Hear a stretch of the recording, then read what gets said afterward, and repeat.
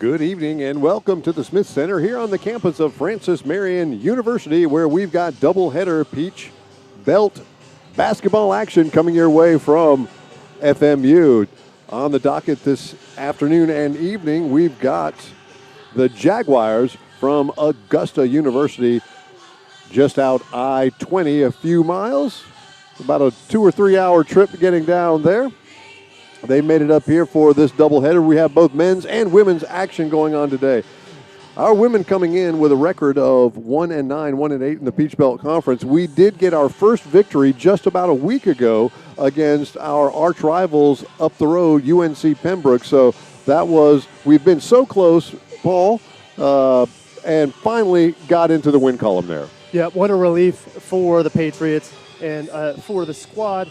Really, they had some concerns. You know, when you're 0 for 7 on the season and the season's already getting short as it is, even as coaching staff and players, you start to wonder, gosh, are we going to get off that donut? And to get it against a good rival, against a team that you absolutely want to battle with, there's pride on the UNCP side. So to get that victory, 79-72 back a week ago today, means great strides. It also means some credit to Coach Jerry Porter for keeping her team connected and engaged enough to continue to press on. When a team is down like that all season, sometimes it's very hard to get the team to stay with it for the entire 40 minutes with enough time to get the victory. So credit to Coach Porter and her squad for getting off that schneid last week in their victory against UNCP. And I've watched enough basketball to know when a coach has lost a team, and I've seen it in this stadium before, both visiting and home, where the team has just basically mailed it in, and this team has not done this. It hasn't been the greatest season. There's been some adversity when you've got players like Kiana Adderton, who was preseason All-Peach Belt Conference, out for the season with a wrist injury.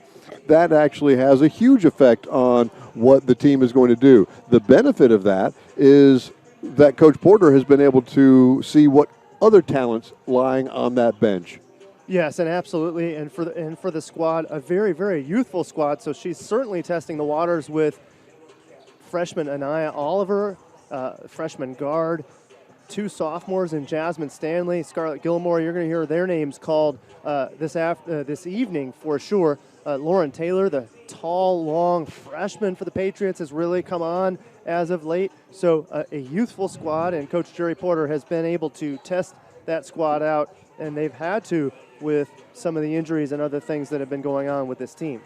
It's been really fun to watch these players develop, these young players.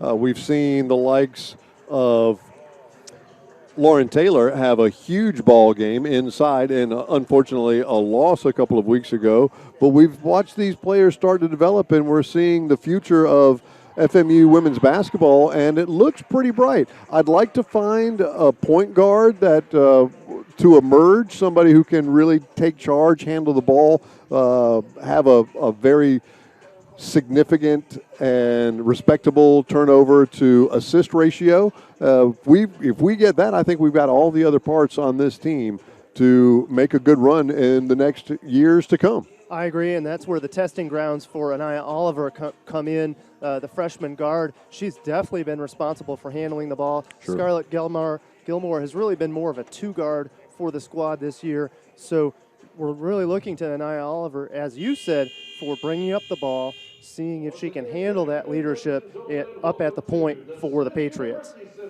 All right, just a little talk about our Jaguars. They're coming in at 4-4 in the Peach Belt Conference. We're having an abbreviated Peach Belt Conference season this year, obviously, because of the pandemic. Only the top 4 teams in the Peach Belt Conference can go to the tournament, and Augusta is one position. There are a couple of games out in the win column, but they're only one position back. They're in 5th spot right now. So this is an absolutely huge game for the Jaguars from Augusta. Yep, this is a must-win for Augusta. At 4-4, they're 2 games out in the win column, but they have 2 games to give. So this one would bring them to within 1 game of Georgia Southwestern for that 4th spot. Such a critical game for Augusta. And Augusta is also counting on teams continuing to play out their schedule non-COVID wise, because if they don't get the games in, they're not going to get the chances to get the victories to sneak into that 4th spot in the Peach Belt Conference tournament. And while we're talking about the Jaguars, let's go ahead and come up with our starting lineups. First of all,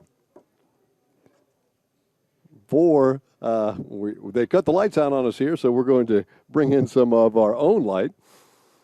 The Jaguars coming in at 4-4. They've got a 5'7" junior guard from Valdosta, Georgia. That's going to be number 2, Asia Harrison. They also have a 5'5" junior guard from McDonough, Georgia. Number 3, Kiera Howard. A freshman forward, 6'1", from Trenton, New Jersey. Number 4, Michaela Lane. In the middle, we've got a 6'1" sophomore forward from Stone Mountain, Georgia. Number 24, Kennedy Manning. And rounding out the starting 5 for the Jaguars, a 5'10" junior guard from Clearwater, Florida. Number 30, November Morton. The head coach of the Jaguars is Millette Green in her 4th season. For our Patriots, coming in at 1-9 overall, 1-8 in the Peach Belt Conference, just getting their first win last week against our arch rivals, UNC Pembroke. Starting at 5'8", a junior guard from Sanford, North Carolina, number 3, Jasmine May. A 5'5" freshman point guard from Goose Creek, South Carolina, number 13, Anaya Oliver. A 6'1" sophomore forward from Myrtle Beach, South Carolina, number 20, Jasmine Staley. A 5'7" sophomore guard from Rock Hill, South Carolina, number 21, Scarlett Gilmore. And in the middle, a 6-foot freshman center from Blythewood, South Carolina, number 32, Lauren Taylor. The head coach of the Patriots is head coach Derry Porter in her 6th season with the Patriots. Patriots are going to be wearing their home whites. Augusta, the Jaguars, in their dark blues. And we're going to look out right away for November Morton for Augusta, leading the way for Augusta against Clayton State in their most recent matchup. She scored 22 of the team's 58 points. No other teammate in double digits in that matchup. So look for number 30, November Morton, right away. But we'll also look to see what Francis Marion does to try to neutralize that clear individual power out there on the floor. In the middle is Stanley for the Patriots with a couple of inches. We were going to have a reset. A little premature tip there. Kennedy Manning in the circle for the Jaguars. Patriots, easy manage of the opening tip-off. And Oliver runs the point for the Patriots. Zone defense by the Jaguars.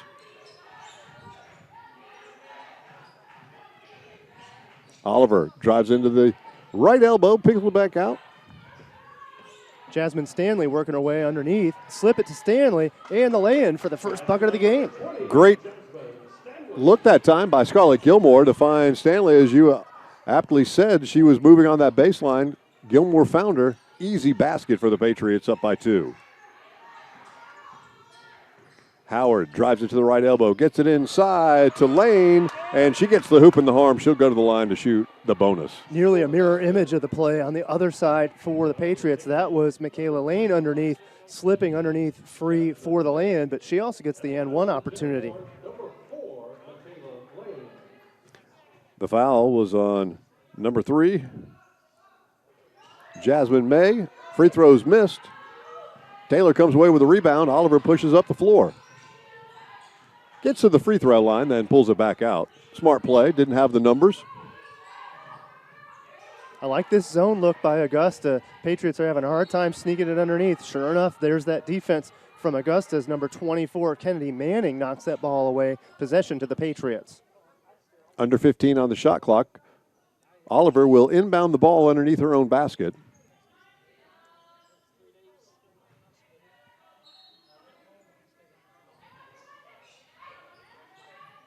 Finally gets it into Gilmore, deep on the right wing. She takes the three-pointer, or the just inside the three-point shot, airballs it. And the Jaguars push it the other way. And we have another airball on the other side.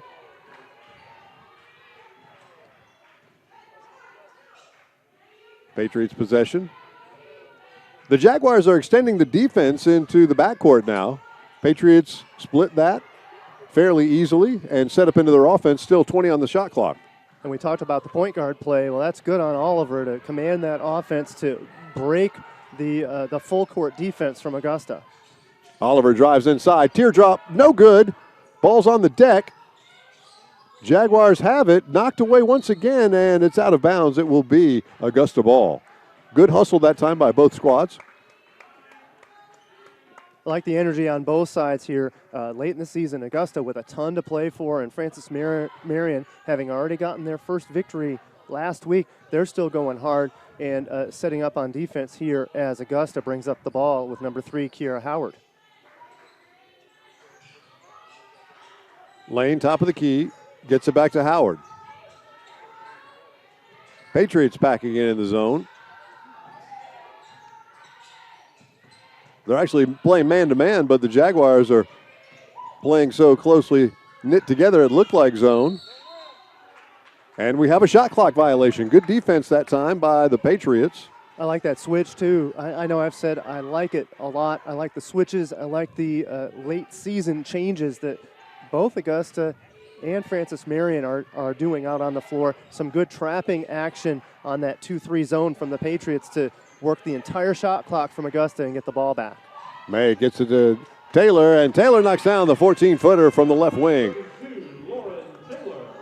Nice mid-range jump shot from that young lady. She can score from inside and outside.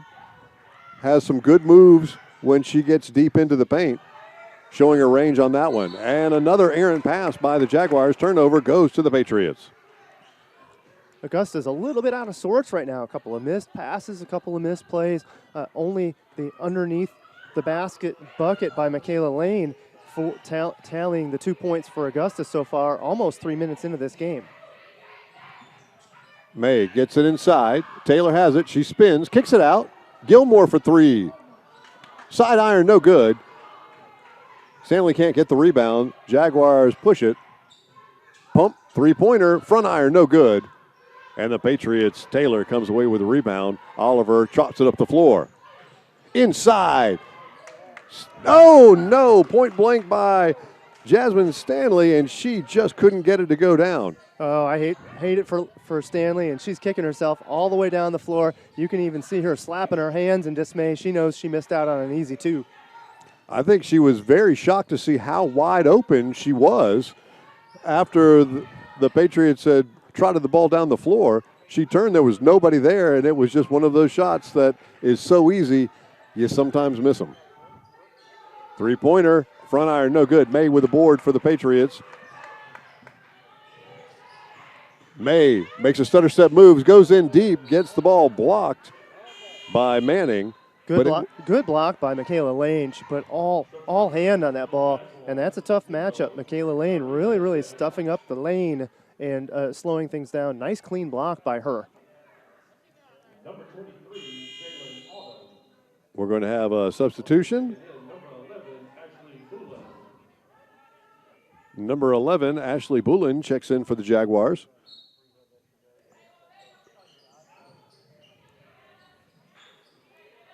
And the Patriots, with 20 on the shot clock, reset the offense.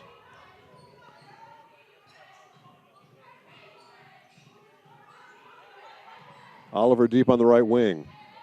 Through the legs, gets it to Gilmore. Gilmore makes a move inside. She gets it, nice pass into Taylor, and Taylor finishes after pulling the ball off the deck. Nice strength by Lauren Taylor. She just muscles her way up to the rim. Easy 2. She didn't even use glass. She just lays it right in.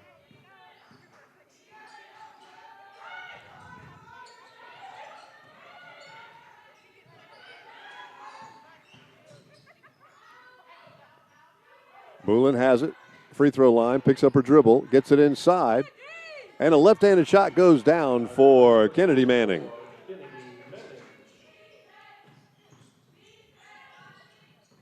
Inside. Stanley kicks it back outside to Oliver. Oliver goes baseline, and there's a blocking foul. That's going to be on the Jaguars. Zaria West tried to pick up the charge, but the official wasn't biting on that one.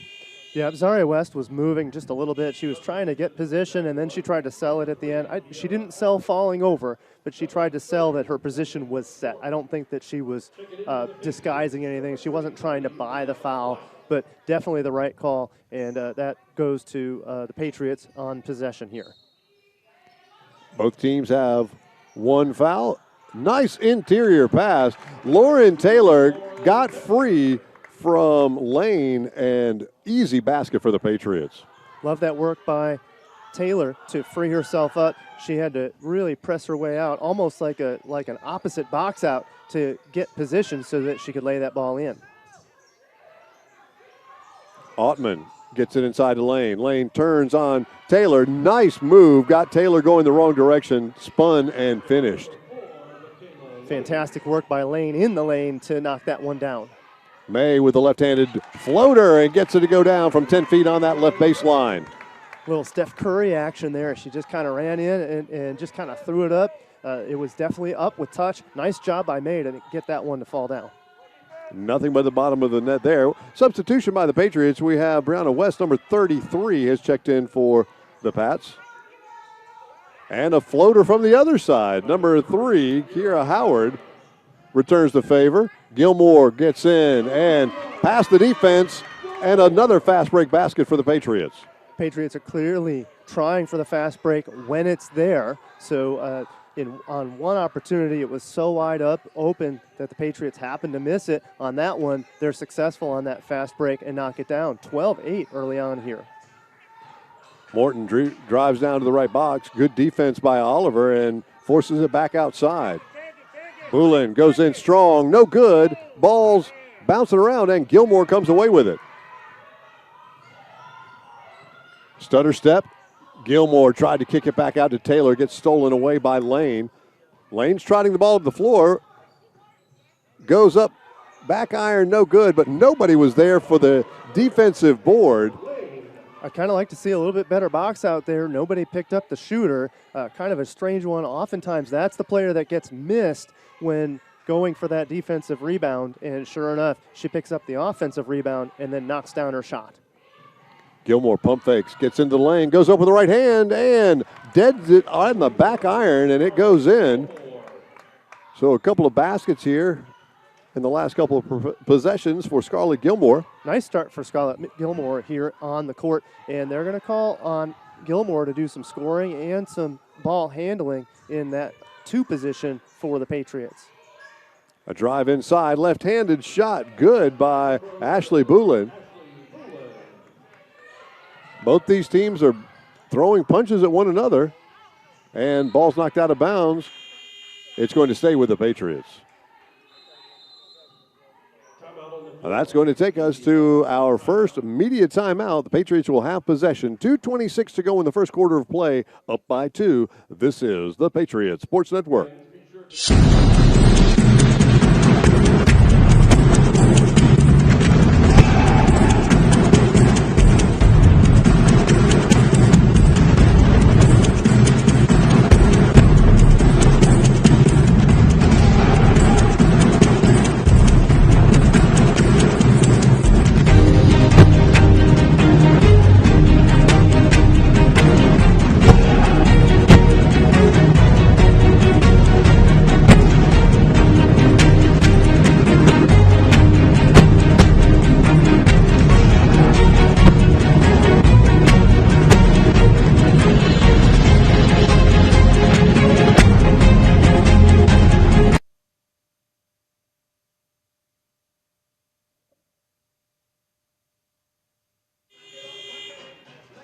Back here at the Smith Center, where the Patriots have had a pretty darn good opening salvo against this Jaguar team. They have a 2-point lead and possession. I was just mentioning to Paul just a moment ago that it feels like the Patriots have played well enough to be up by more than just 2 points, but a couple of offensive rebounds and a couple of easy missed shots by the Patriots only have us up by 2.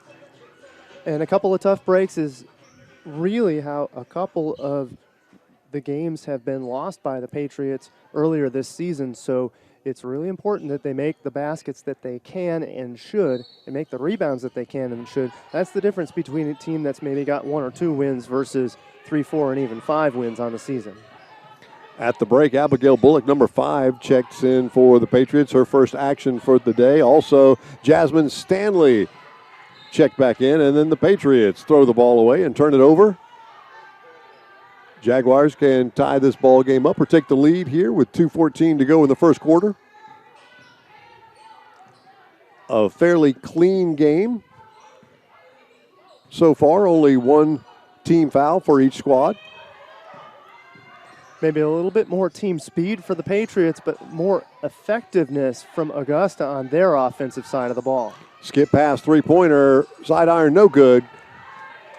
Gilmore comes away with the rebound. Takes it all the way up the floor. Thought about the 3, drives inside and gets tangled up. There's going to be I believe a hack on the inside. Well, now that's a bailout because she was in the middle of a travel, and it looks like that foul is going to be against number 24, Kennedy Manning, on that one. And had Manning only put hands on the ball, that would have been a travel, I think, possession to the Jaguars. But instead, the foul it really looked like it was on the floor, but Gilmore kind of worked her way up toward the rim, so she's going to get some shots here. I'm with you, Paul. I would have called that one on the floor myself, but they're going to give her a shooting foul, and she'll get a pair of free throws. She knocks the first one down. The Patriots a very good free throw shooting team this season. Well, and they don't call it the charity stripe for nothing. I think that one was a gift. So Gilmore's going to take it and knock down the first. Let's see how she does on the second. And she buries the second one as well. Gilmore, a good free throw shooter, shooting over 85% from the floor, from the charity stripe this season with those 2 makes. And the Patriots very good, as you mentioned a moment ago, from the free throw line. They're still number 1 in free throw shooting. They're shooting better than 75% from the free throw line. And good fighting that time. It looked like Lane was going to come up with another offensive rebound. Couldn't quite corral it, and Stanley does. Oliver for 3, off the side iron, no good. Brianna White hits the deck for the Patriots, and we have a jump ball that will go to the Jaguars. I like the effort from White to get that rebound, but hey, you got to give credit to Augusta to get after that ball and get the jump ball situation possession to the Jags.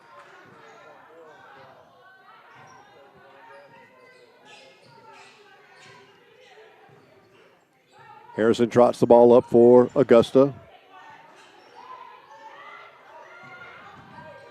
Howard skips it on over. Morton for 3, in and out, no good. You want to talk about the home bounce? That was a very fortunate bounce. That ball was in and out of that rim. Had to have touched the rim at least 3 or 4 times. Halfway down the cylinder, pops out. Hey, sometimes the FMU luck is, at home. Hey, you take it. Absolutely. Bullock for 3, right side. That one's off the side iron, no good. Bullock is one of our better three-point shooters, a bit streaky, and that one this time is buried by Morton. She dialed in the range on that last attempt that went in and out and knocks this one down. Nice job by Morton. Her balance was very, very good. Her first points of the game, and that is a surprise to me. Those are her first points of the game. She scored 22 against Clayton State last week. 5 left to go in this quarter. Gilmore drives in, gets it to 7 feet, rattles it around, and the soft shooter's touch goes in. And what a great finish to the first quarter, and a good first quarter for Scarlett Gilmore. Gotta love Scarlett Gilmore's points, especially that last one. She beats the buzzer. That ball was out of her fingers well before the horn sounded. That ball clanked around as the horn sounded. Very, very dramatic. Positive end for the Patriots at the end of that first quarter. Absolutely. We're up 18-15, end of the first quarter. We'll be back with second quarter action in just a moment. This is the Patriot Sports Network.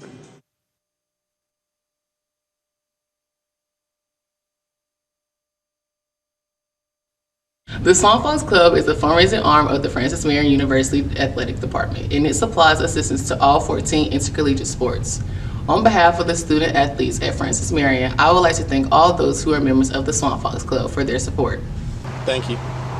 Thank you. Thank you. Thank you. Thank you. Thank you. Thank you. Thank you. Thank you.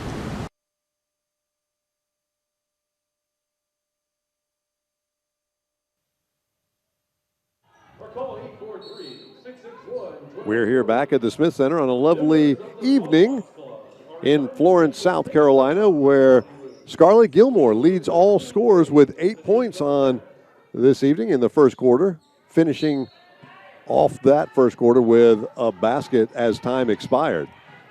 We see Taylor Simmons running the point now for the Patriots. She's getting her first action. Stanley gets it into Taylor, and I believe that's going to be on, not Lane, it was away from the ball. Who'd they call that one on? Oh, that is on Lane. So that Kind of a touch foul, kind of the first touchy foul of sorts away from the ball that we've seen today. You mentioned earlier in this game a very, very clean first quarter. That's probably the first kind of unclean play / call that we've seen so far today. May gets it to Timmons. With 16 on the shot clock, the Patriots reset their offense. Taylor has it top of the key. Patriots swinging the ball around. Good defense so far. Taylor has it inside. She moves in, goes up strong with the right hand, rolls around, no good. Ball's knocked around, and it's going to stay with the Patriots. Yep, and that ball went off of November Martin and her kind of fingertips. She's claiming that the Patriots touched it last, but I think that ball did go off of her, kind of a micro touch to allow the possession to be in the hands of the Patriots. Augusta has really stepped up their game here in this second quarter. You see the energy. They're moving much better than they did just moments ago. Almost a turnover. Patriots do save. There's only 4 on the shot clock. 3. Simmons, I believe she traveled before she got that off.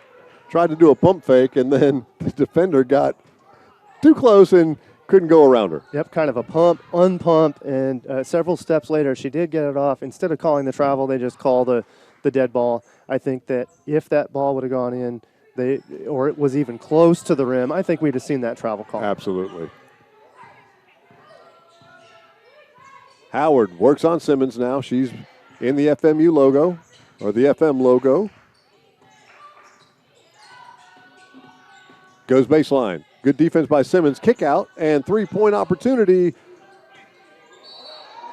And Simmons doing a good job of blocking out. And Stella, she's got a very fascinating name. Let me make sure I pronounce this correctly. It's Lobo Neon. So Stella gets caught going over the back of Simmons. That's her first personal foul. This team's second here in the second quarter.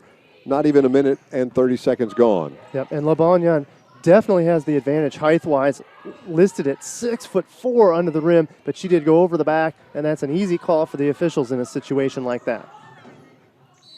Harrison drives in hard, picks up the foul. She'll go to the line to shoot a pair. And that's a foul against number 11, Taylor Simmons. Simmons really kind of encroached while trying to handle the fast break of Augusta. So as a result, Asia Harrison is going to be the beneficiary of 2 free throws. She's a 74% free throw shooter this season. Seeing if she can't cut into this Patriots 3-point lead.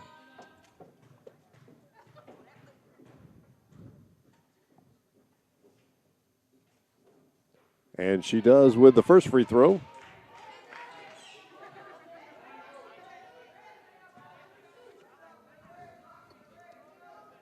And LeBonyan is waiting back on the defensive end to slow any sort of Francis Marion fast break. So we'll see if FMU tries to break, considering that LeBonyan's back there.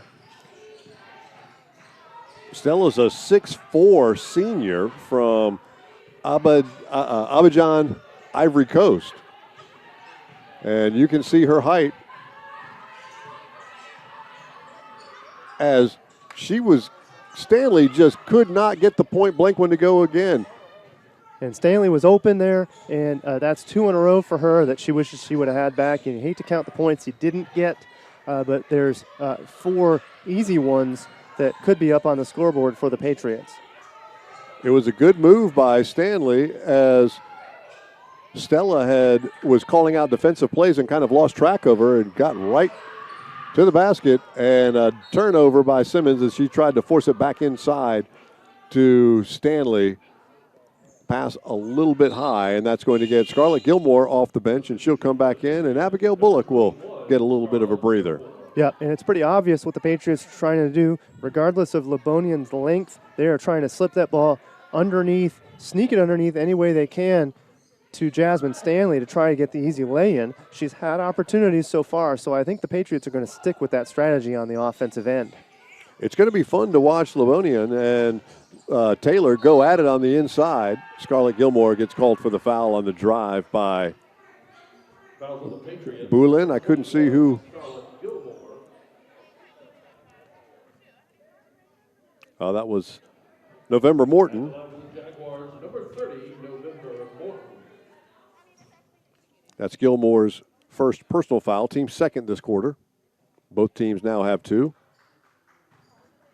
November, a fantastic free throw shooter at 89% or 88%, and I just did the nice on her, and she put one off the back iron. Yep, a rare miss for her, so that might mean 10 or 11 in a row are going to go down if her percentages continue to fall that way. She buries that second one, and this game is now tied up, 18-18, 7:18 to go in the first half. Nice crossover that time by May, gets some breathing room, and the Patriots break down the pressure of the Jaguars. Some teams have caused some problems. Taylor, right side, she knocks it down from 3. Lauren Taylor with a three-pointer for the Patriots. Their first from distance this evening.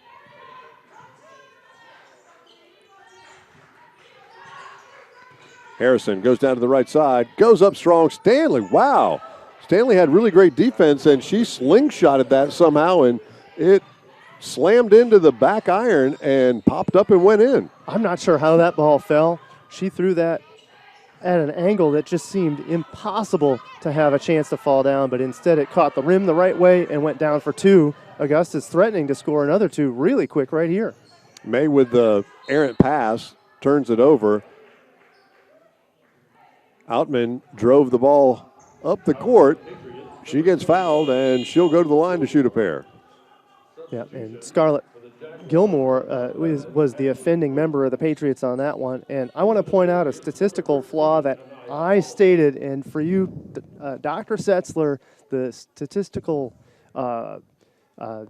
fan or real, high-level stats guy, I said that for November Morton, if she missed one, that meant that she had the chance to make another 10. We know statistically that's not true. She has an 89% chance of making the next one, regardless of the ones she missed. That's right. I just don't like correcting people on their grammar to their face. Well, hey, I've got to get it right. If we're going to talk, if I'm going to talk stats in front of the master, then I've got to make sure to correct myself on that one. But you're in the right neighborhood. We expect her to make very many more in this ball game if we give her the opportunity. So, according to those percentages, nice attempt that time by Stanley. She gets fouled. She'll go to the line. I like that pass to get down underneath the Stanley. That clearly is the key effort that the Patriots are making, is to try to sneak that ball down underneath. That time she was fouled. I think she really had great position there, but the result was a foul. She's going to get 2 shots here. And, Paul, if you notice the size, they have good size on that Jaguar team, and they've got good strength underneath. But the Patriots, it looks like it might be something that's the strength of that squad. The Patriots are attacking it with their players. Yeah, both Stanley and number 32, Lauren Taylor, have really had their way. Well, I wouldn't say had their way, but they've definitely had the advantage underneath against the Augusta defense. The Augusta defense has improved this quarter. In the first quarter, they were looking a little bit lethargic, but this quarter they've really stepped up their defense, and since then, a much more low-scoring quarter here in the second. A few offensive rebounds for the Patriots, gets it over to Oliver, who, again, misses the three-pointer, but the Patriots have got their 3rd offensive rebound in a row. This game is tied up at 21. Gilmore, great move, kicks it out to Stanley. Back iron, no good. And the Jaguars do corral the defensive glass that time. Great ball movement by the Patriots, but they just couldn't knock down that shot with only 3 seconds to go on the shot clock. Good work by them, though, to work the entire clock and to come up with a shot opportunity. Nice interior pass and an easy score that time by Stella Lambonian. And that's Augusta's first lead at 23-21. FMU has had a lead as great as 3 points, but Augusta has slowly closed that gap now with a 2-point lead, 5 minutes to go in the quarter. And Oliver goes up strong, can't get it to go down. Nice drive and attempt off the glass, just a little bit too strong. Jaguars push it back down the floor. 4:44 to go in the first half of play. High screen. Harrison goes around it, goes up strong on the right side, can't get it to go down, and Lobonion is going to be called for an over the top of our number 32, Lauren Taylor. Great move by Asia Harrison underneath. She just missed that shot. That was and the result was the rebound attempt from Lobonion, but it was over the top. And the result's a foul. The possession's going to go the way of the Patriots. And the Patriots will be shooting free throws on the next Jaguar foul. With 4:33 to go in this first half of play, Patriots down by 2. They have possession when we come back. This is the Patriot Sports Network.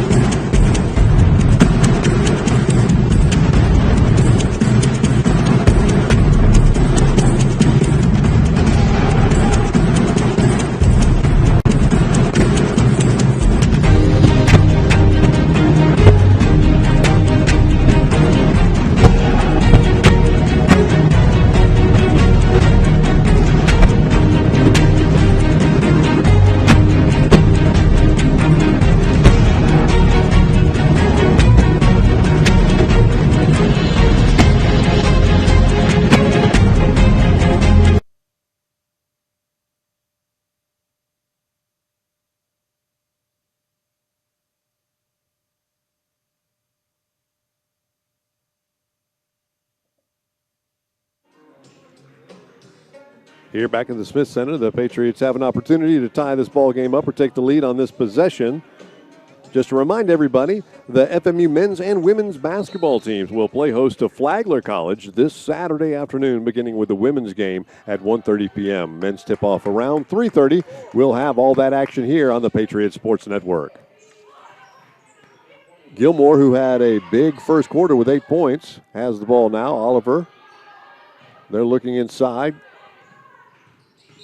Gilmore drives in, gets the reach around. She's going to get a couple of free throws because now the Jaguars are in the bonus.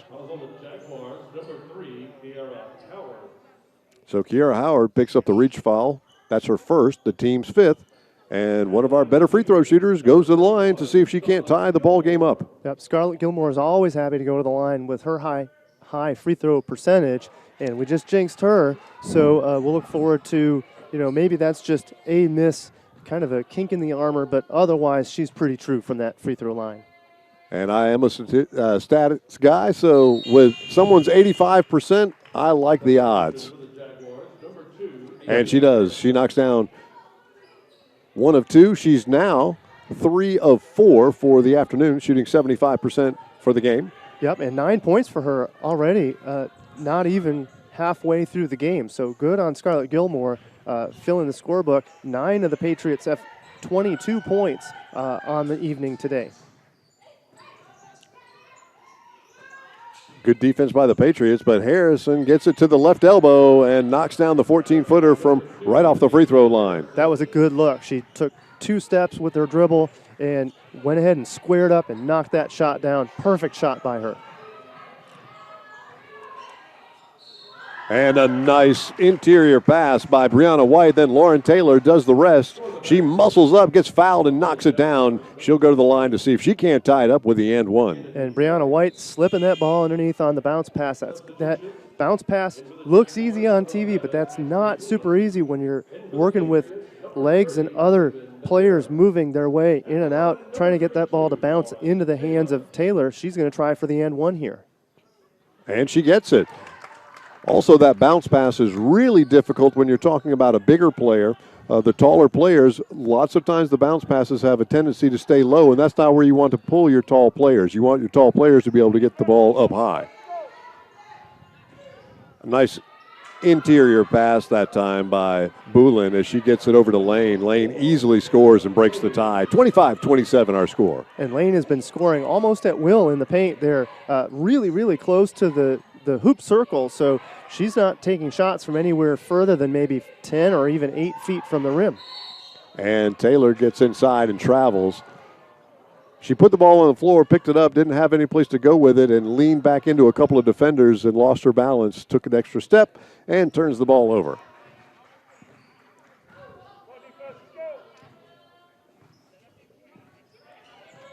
Asia Harrison super calm there, bringing up the ball, handing that ball to Zaria West. Harrison, she travels. So much for calm. She got a little bit happy feet trying to get down to the baseline. That's really where she was trying to work her way down, but one shuffle too many, and the result is the travel and the Patriots ball. We've seen her go down the right side to get to that baseline a bunch. That's the first time we've seen her try the left. Taylor for three. No good, back iron. It slides off. Jaguars with the defensive rebound. Harris once again on the left side, high screen. Nice interior pass once again by Bullen, but it's tied up by one of the Patriots, and it's going to be a jump ball, Patriots possession. Boy, I think you could call up and down on Michaela Lane on that one, but instead they're going to call that the jump ball, kind of a safety out by the officials on that one.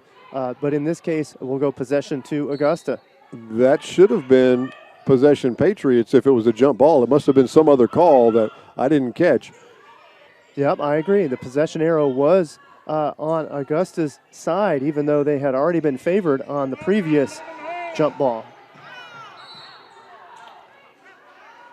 Brianna White almost got the steal, but then it was knocked away off of her leg, and it stays with the Jaguars. Some good sportsmanship from Michaela Lane. She went ahead and, without hesitation, picked up Lauren Taylor when she hit the deck.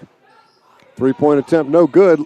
Lane almost got the rebound, and Brianna White tried to steal it away from Lane and got I think an elbow. I hope it. Lane's a tough young lady right there. It looked like she caught an elbow in the chops, and she just shook it off like it was nothing. Yep, I like that. You know, she's taking it like a tough guy. And who says basketball isn't a physical game? You know, elbows flying around all over the place. It just takes one shot like that to knock out a tooth or something like that. Good on Lane to just press on and shake it off. Morton misses the drive inside. Patriots have possession. Skip pass all the way over to Oliver. She thought about a three. Abigail Bullock back in the ball game. Gets it into Taylor. White goes up and under. No good. She gets her own rebound, kicks it out, and the Patriots reset. Bullock gets caught up inside, tied up, and travels. So no love that time on that possession for the Patriots. Couldn't really get a good look. And Augusta has really clamped down underneath. And it also shows because with Jasmine Stanley off the floor, Patriots haven't had near as much success underneath scoring against Augusta as when Stanley is out on the floor. Turnaround jumper knocked down by Ashley Boulin. Patriots now down by 4, their largest deficit of the game, with a minute 10. A forced pass on the inside, and there's the jump ball. This one should stay with the Patriots. Hate to have to waste that jump ball right there on the entry pass. Very much a miscue by the Patriots, but hey, they'll take possession, and they've gone on a bit of a scoring drought. We'll have to see if they can knock one down here on this inbound play. Oliver to White. White goes inside. Lauren Taylor goes up strong with the right hand and just a little too soft. Can't get it over the rim. Lane, I don't think they want her bringing the ball down the floor. She finally gives it up. And then Morton for three, and she buries it. I tell you what, November Morton, that's almost exactly to the foot where she drained her first three-pointer of the game. So as John Wooden would say, let them shoot from where they're best, and then we'll work on everything else later. In the case of November Morton, that kind of edge three-point shot has been good for her so far today. Abigail Bullock with the turnaround from 12 feet on the baseline, no good, and the Patriots scoring drought has continued. 18 points in the first quarter, only 7 points here in the second quarter, have found themselves down by 7 now, and it looks like they're going to be down by 9. 5 seconds to go. Let's see if Oliver, no head up, couldn't get the ball up, and so the Patriots don't get a final shot, and they find themselves down by 10 points here. I'm sorry, 9 points here at halftime. 25-34 is our score. The Patriots just could not get the ball in the basket the last 5 minutes of that second quarter, and that's why they find themselves down by 9 here at halftime. We're going to pause for just a moment. We'll be right back to talk about the first half. This is the Patriot Sports Network.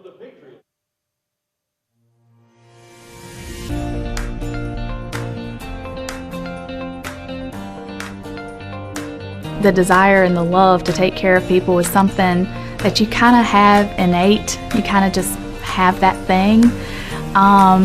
But Francis Marion gave me the principles, and they taught me the core values. They taught me leadership qualities, and they've just been foundational and offered a family that I can keep going back to.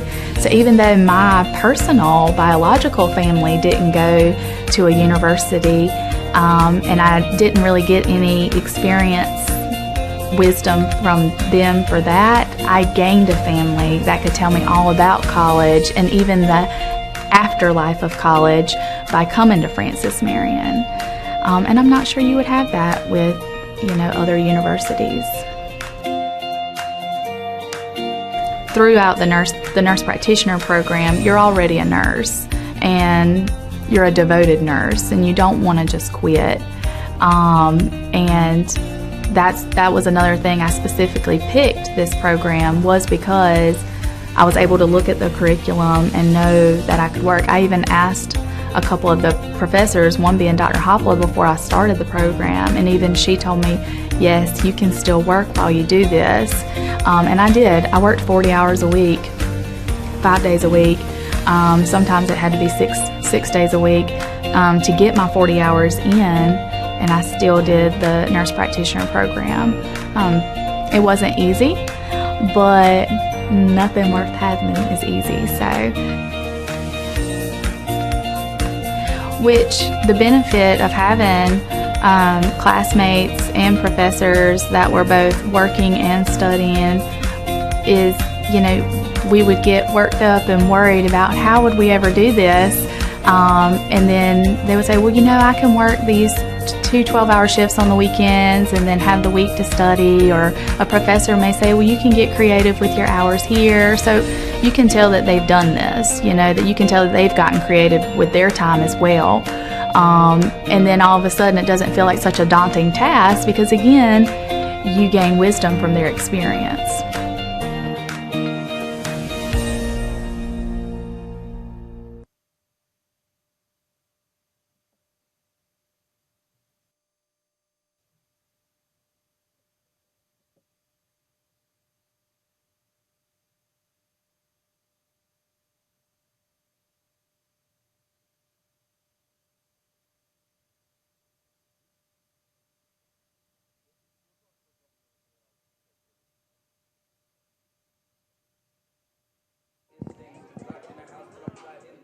We're at halftime of the Jaguars-Patriots matchup.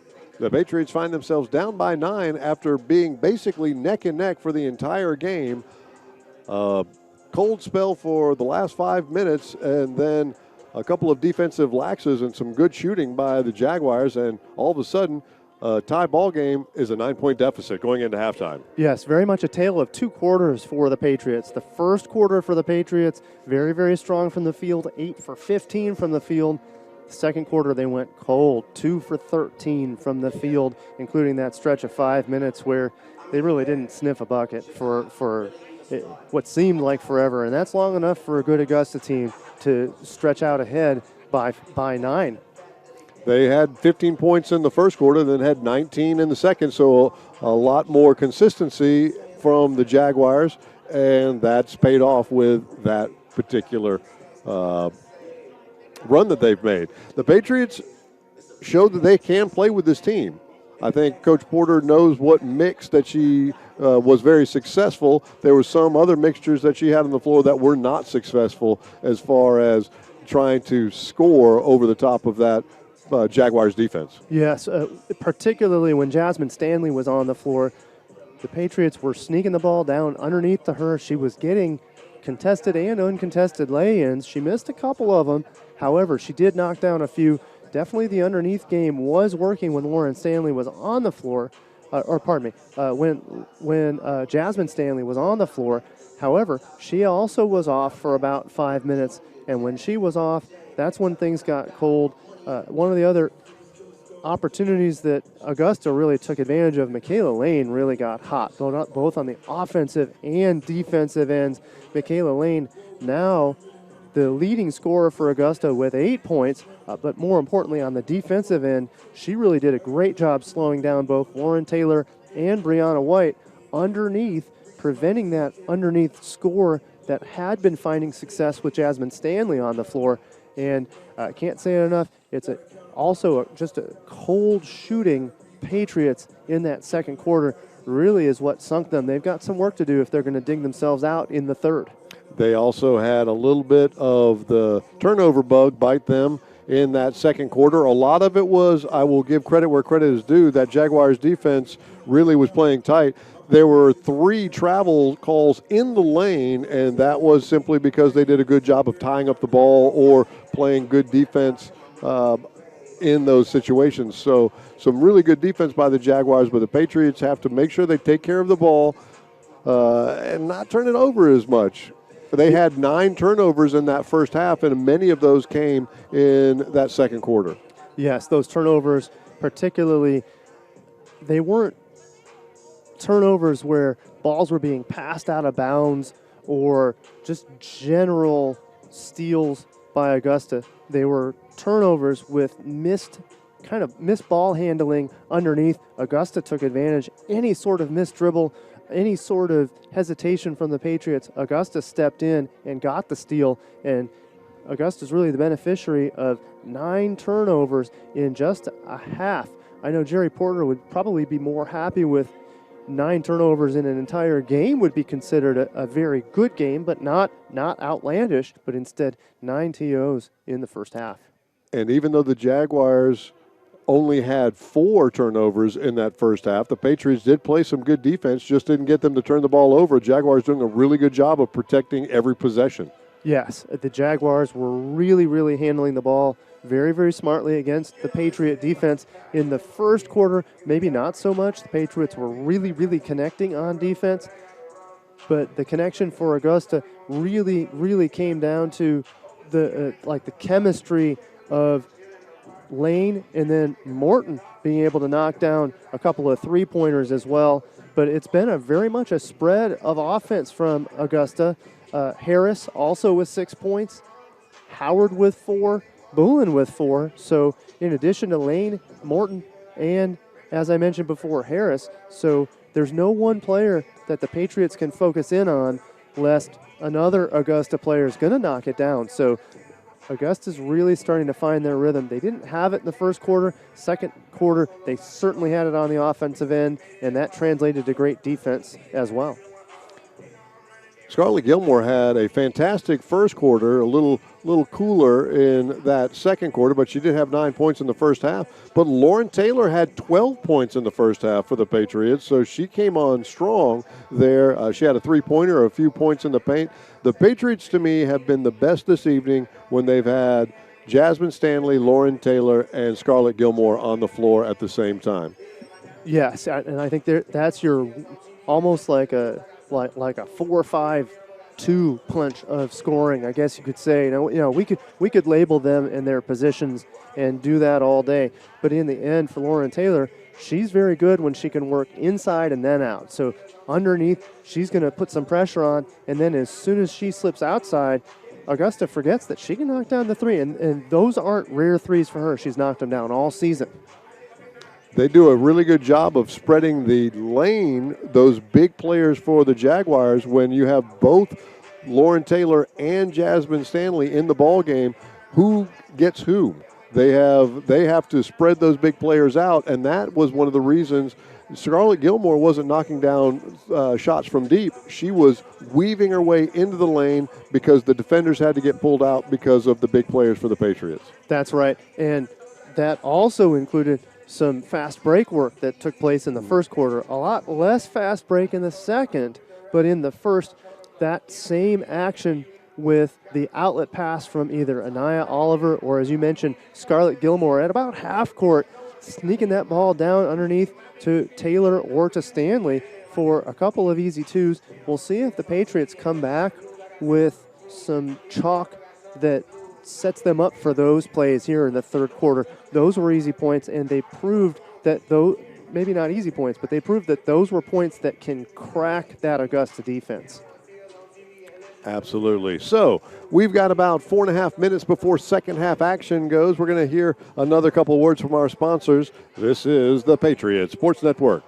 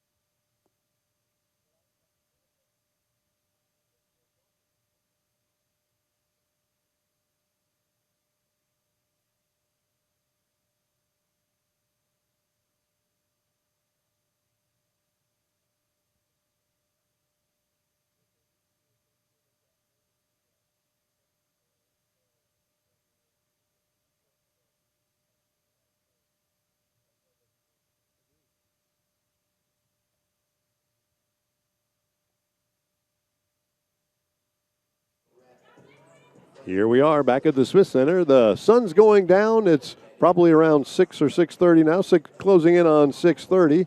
It's getting dark. We can see outside the windows here.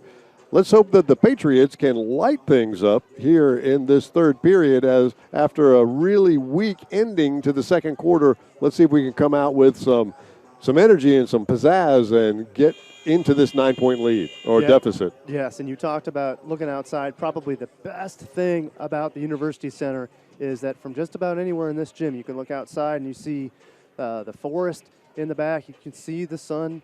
Actually, the sun rises in the spring during practices. You see that sun come up, and I know it because I've experienced it. Men's basketball practiced in the morning and still does. So what a wonderful place to play a ball game. They've put a lot of money in the facility over the last couple of years, and it is a very comfortable and nice place to watch an event, and I'm assuming play in one.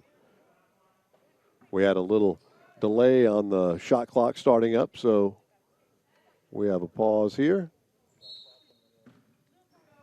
Now everything's straight, and the Jaguars have it. Howard gets the high screen, crosses over, goes inside, and puts one. Nice shot and great drive that time by Howard, giving the Jaguars a double-digit lead. And that's a very good start for Howard and Augusta. The smallest player on Augusta's team drives the lane, is able to knock it down.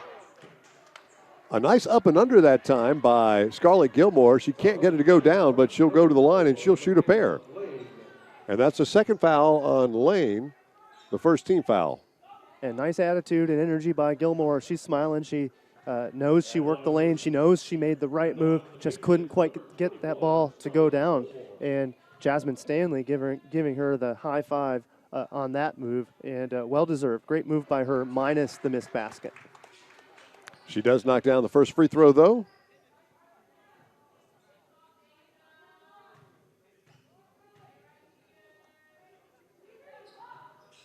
And 2 for 2 once again from the free throw line, Scarlett Gilmore. She's now 7 of 8 from the free throw line this evening and got her 11th point.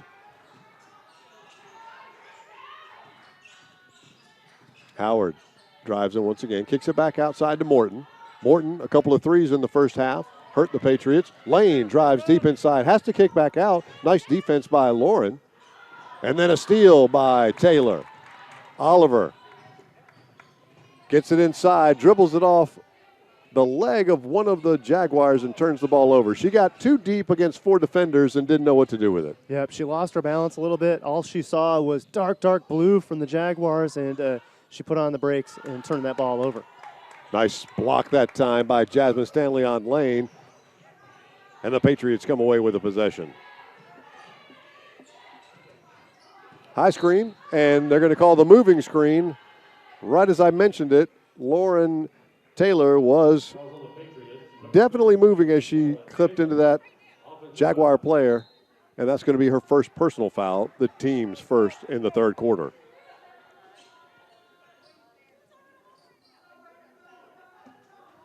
FMU is trying to get something started. They have had a very good offensive start here as far as the possessions are concerned, but Augusta is going to continue to answer back. The Patriots are going to have to find a way to chip away at the 9-point lead of Augusta. That won't do. Augusta's lead up to double digits, an 11-point lead for the Jaguars.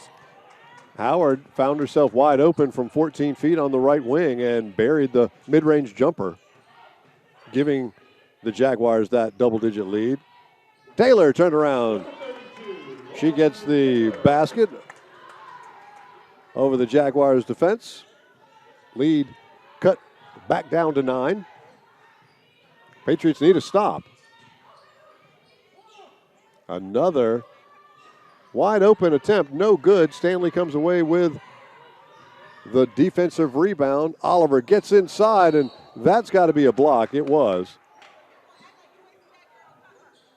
And I'm not sure who should have been hurt more on that one. Augusta Jaguars, Harrison was there underneath and took the foul against probably the most physical player on the Patriots of Lauren Taylor, and yet Lauren Taylor went down feeling some pain. So I think for Augusta, she's built strong, and she knocked down Taylor, the strongest player for the Patriots.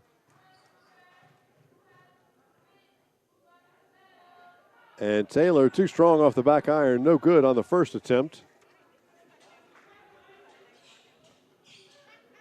67% free throw shooter this season. And the second one's right off the back iron as well. So Patriots come up dry that time from the line. And Howard drives in, puts another teardrop up. This one rattles around, no good. And Stanley tried to get the rebound and knocked it out of bounds. Oliver just could not quite get it in to save. Stepped out of bounds. It will stay with the Jaguars. Nice effort by Oliver, and also fantastic reach over by Jasmine Stanley to try to get that rebound. Unfortunately, they couldn't quite handle it. That ball goes in possession of the Jaguars. The Patriots are losing these Jaguar players on the wings, and they're getting wide open shots, and they're making the Patriots pay. Once again, 11-point lead. Yep, Kara Howard on that one. Another 14, maybe a 16-foot jumper. She makes no mistake. And there was an unforced error as May and Oliver couldn't connect, and so the Patriots are in a little bit of a danger zone right now. They're down by 11, and the Jaguars have the ball. 14-29 is our score. 3 minutes gone in the third quarter. We'll be back in just a moment. This is the Patriot Sports Network.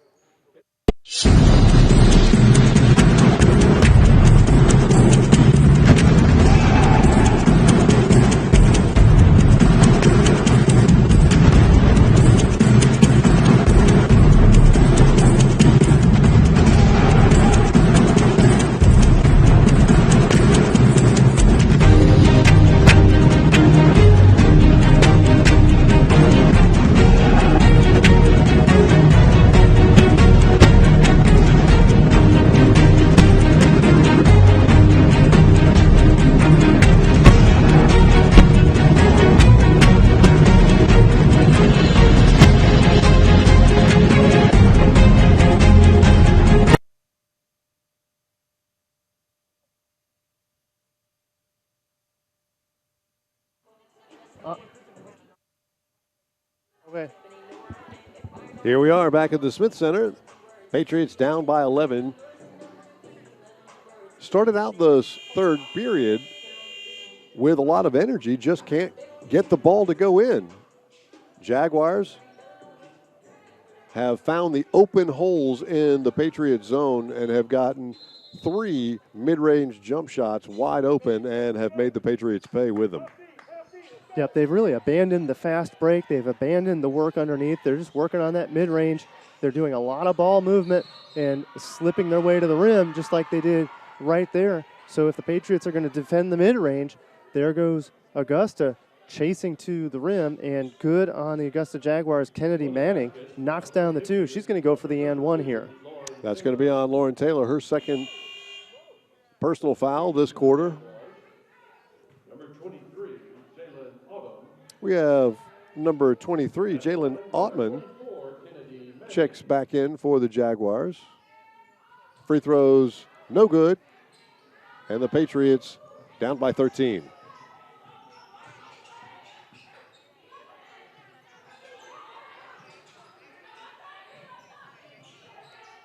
Almost a turnover that time as Zaria West had her hands in. Good interior pass, and once again, Stanley couldn't get the first one to go down, but she gets the second and the foul.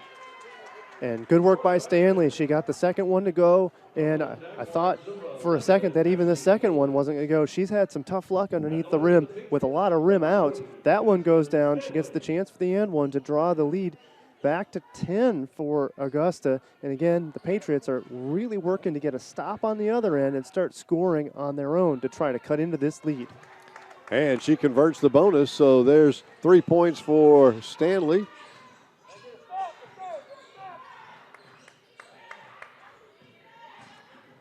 Inside, nice move, but couldn't quite finish that time for Manning. Patriots come away with a rebound. Manning's had a very, very good second half here so far.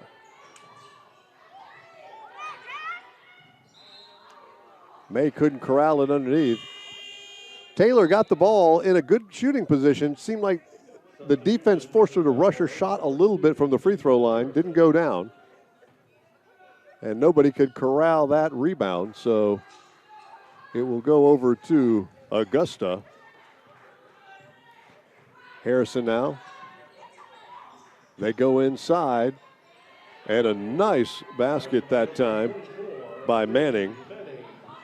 More work by Manning underneath, and she's really handled Francis Marion's defense this quarter. May drives the baseline, kicks it outside, and we're going to have a body foul on number 23, I believe. So Jalen Hodman is going to pick up her first personal foul. That's the team's fourth, so the Patriots are going to be shooting free throws the rest of the way. And Gilmore misses from point blank. FMU would sure like to draw that foul from Augusta here as early as possible so they can get shots with the clock stopped on any future foul. And a drive that time by Harrison. She gets clipped. She'll go to the line to shoot a pair. That's going to be on number 13, Anaya Oliver, her first personal foul today. That's the team's third for the Patriots.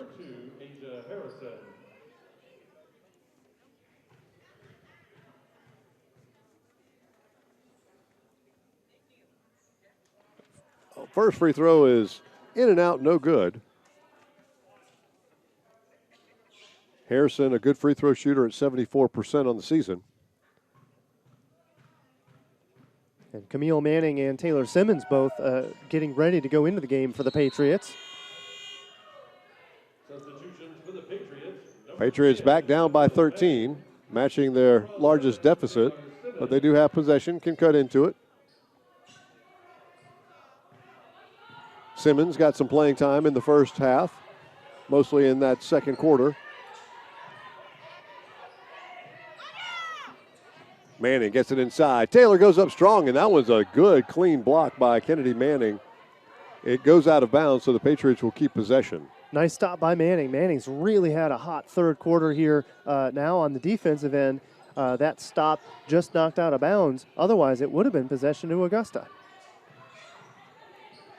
Under 10 on the shot clock now. Simmons sets up, pulls up her dribble.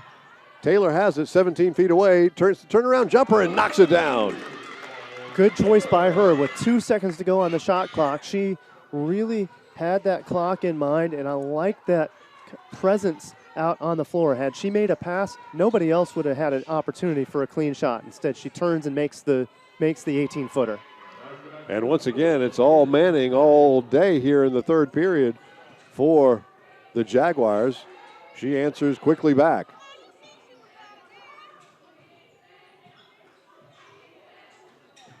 Simmons for three. High arcing shot. Almost got in there. Gilmore comes away with it. Can't get it to go down, but the Jaguars knock it out of bounds. So good hustle by the Patriots. Just once again, not able to consistently get that ball to go down. Just tough luck underneath. This time Gilmore with the rim out on that miss.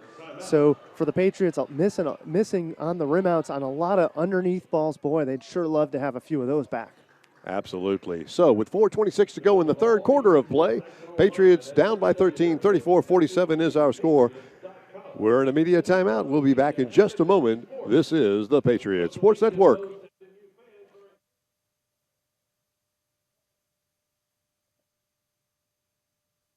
The Swamp Fox Club is a fundraising arm of the Francis Marion University Athletic Department, and it supplies assistance to all 14 intercollegiate sports.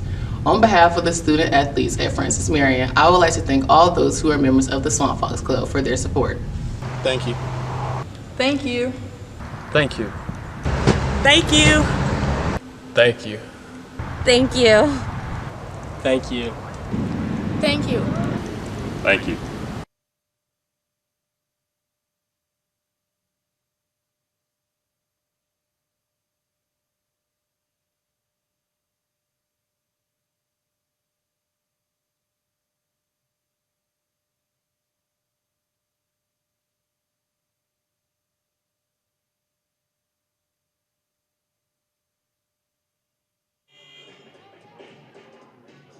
Patriots still have possession here. Chance to cut into this 13-point deficit.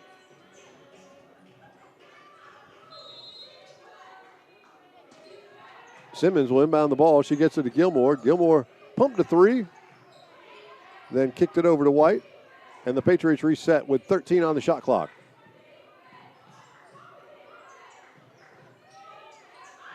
Gilmore gets the screen from White, drives in, goes up strong, gets hacked. She'll go to the line to shoot another pair. And not only does she get the 2 shots here, as you were talking about before, Hubert, Augusta has now tapped their 5th foul, so Patriots are going to be in the bonus. So if there's any chance of chipping away at this lead, as I continue to have mentioned, chipping away and chipping away, doing it from the line with the clock stopped is the way to do it. So I think we'll look forward to seeing the Patriots start to drive the lane just a little bit more. They're going to draw those fouls or attempt to, and also work on those easy 2s that they were scoring early on in the first quarter. That would be the way I would go for sure. I would really start to force the issue, dribbling the ball toward the basket and see if they can't pick up. And the Patriots make another little mental mistake, a lane violation on a made free throw, and Scarlett Gilmore just loses a point. Yep, that's right. And you hate it for the Patriots. They're doing everything they can to come back, but it's those ill-advised errors that catch up with you in the end. Lane works on White. Turnaround, right-handed shot short, and Taylor comes away with, Taylor with the rebound for the Patriots. Three-pointer, top of the key. Taylor rattles around, no good. And that ball should stay with the Patriots, and it does. Gilmore did a very smart play there to screen off one of the Jaguars before they could make an attempt to save that ball after it had gone off to one of her teammates. Yep, I like that play. That's a heady play. You don't see that a lot in high school and even lower levels of college, but that's a very, very smart play, essentially boxing out to make sure possession stays in the hands of the Patriots. And Taylor did try to force the issue. She just didn't have a really good point of leverage against the very tall number 32, Stella Labonion. Yep, she was a bit out of position, so she got a little out of balance. She tried to go underneath for the reverse lay-in, but she was out of balance by the time she was halfway beneath the rim. There was very little chance of that going down. Lane has it on the right elbow. Zaria West, just slips out of her hand, and then Lane comes back with the steal right again, and this one should be the Patriots' possession.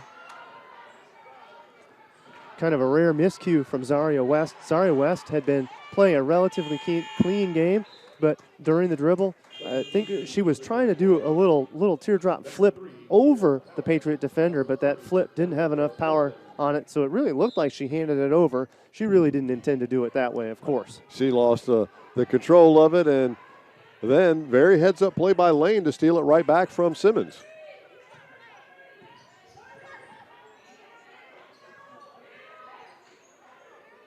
Gilmore, three, left side, too strong. White tried to keep it alive. Howard pushes it back the other direction, and she'll go to the line to shoot 2. Howard tries to go coast to coast, nearly knocked it down. Instead, she's going to get the 2-pointer opportunity. Camille Manning on the foul on that one. Patriots now with 4 team fouls, so both teams will be shooting free throws the rest of this quarter.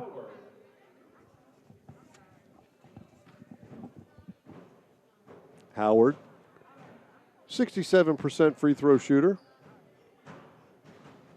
Rattles the first one in.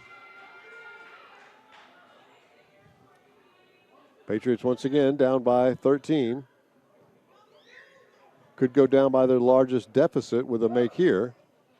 And they do. So Patriots down 14 with 2:43 to go in the third quarter.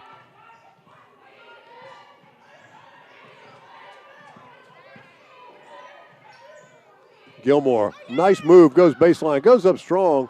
Good defense, good help defense that time by Lane.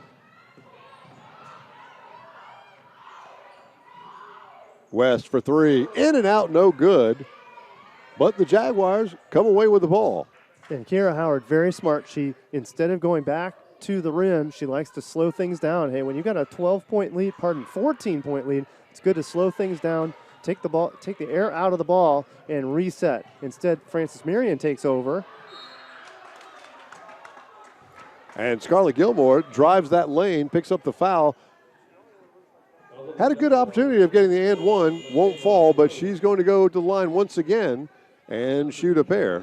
Yep, and how frustrating it is for Frances Marion and Coach Jerry Porter. She's watching shot after shot from underneath the rim from her Patriots, rim in and out, and ones are turning into 2-shot free throws, and non-fouls are resulting in rebounds for Augusta. So it's really favored the Jags from underneath the rim on both sides of the ball. Gilmore keeps that good free throw shooting going and knocks down another pair and gets to keep both of them this time. Patriots down by 12. Nice calm offense from Augusta. Kiera Howard brings it up very, very calm. And they're just going to go ahead and set up their half-court offense, and they're going to try to eat up about half of the shot clock on every possession at this point. Altman drives in, takes a step back, and knocks down the mid-range jumper.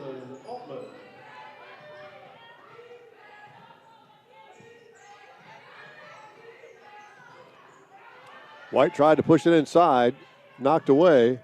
West has it, pulls it back out smartly.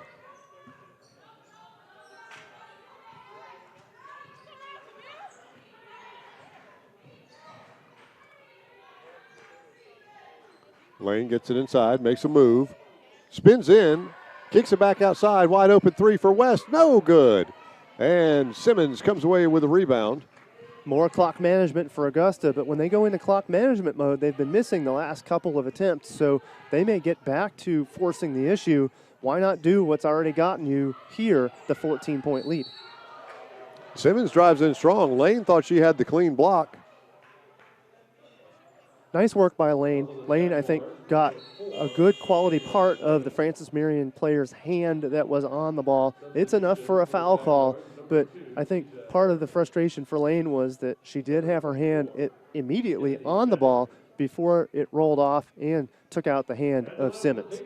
That's also a huge foul. That's Lane's fourth personal foul, so she's in some foul trouble right now. And Lane, easily the best player on the court for Augusta, has to come off the floor. If the Patriots were going to take anybody off the floor for the Jaguars, I think it would be Lane. And Simmons gets one of two that time, so the Patriots back down to 13. Need another stop here.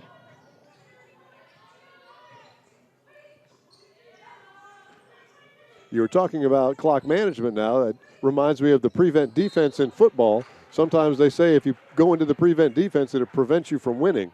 That's right. And as of now, that prevent defense, AU has been stuck on 51 points here for a few moments, and FMU has yet to take advantage of that.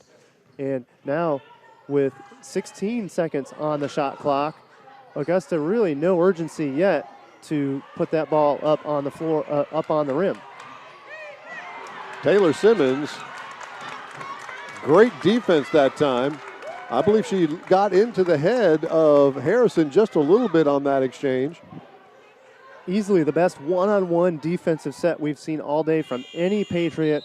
Good on Taylor Simmons. And Simmons, after that possession by Augusta, she is pumped up. You see her flexing, slapping her hands, saying, let's go, when really they need to stay and finish out this quarter and possibly finish on a high note here with less than 10 seconds to go.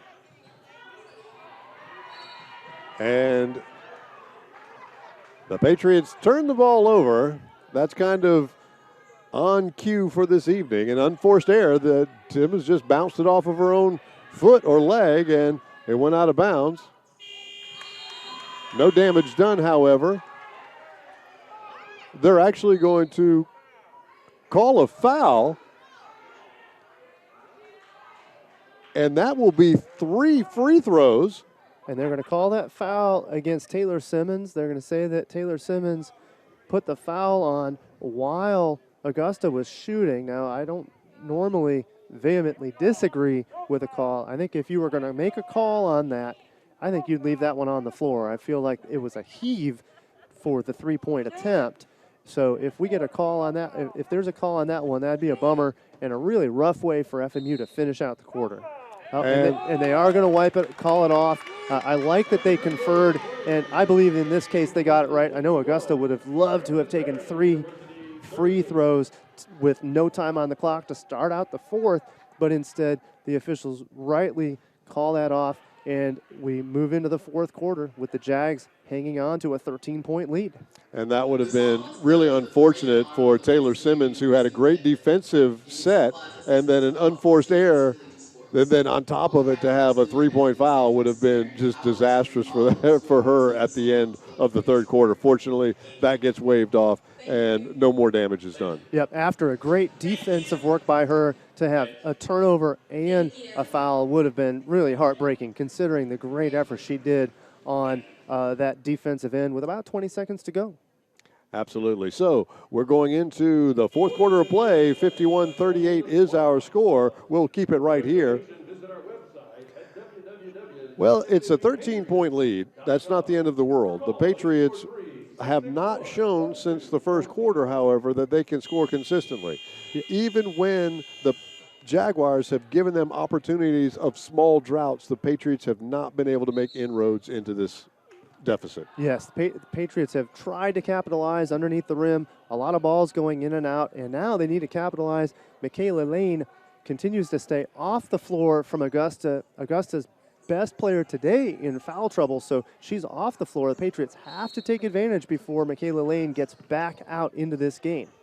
Kennedy Manning, who did have a great third quarter, let's see if she can pick up the rest of the slack that Lane has on the bench. And Morton for three, right side, no good. Ball's on the deck.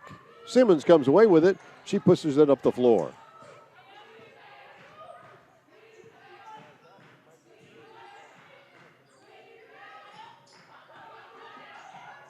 White gets inside, tried to go into Taylor a little too high. Turnover goes back to the Jaguars. Morton drives in strong, goes up with the right hand, and they're going to call Scarlett Gilmore, who's curious about what the call is. She turned her back to the offensive player, and the offensive player just kind of rode her back a little bit, and I think they're going to call that with the body. Yeah, I think that's a good call. Gilmore was caught out of position, so Morton smartly bumps into her, catching her out of position and drawing the easy call on the foul. She knocks the first one down. Morton has 8 points on the evening.